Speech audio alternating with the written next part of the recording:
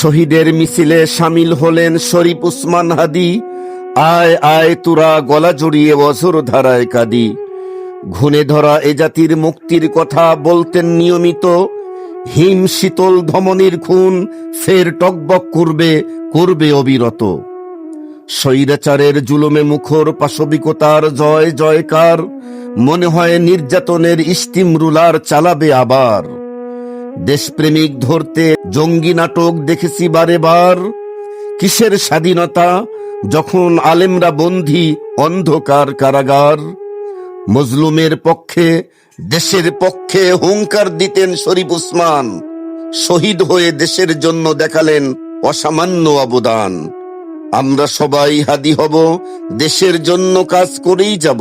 স্বৈরাচার আর আসতে দিব না, এই শপথে অটল থাকব ইনশাআল্লাহ।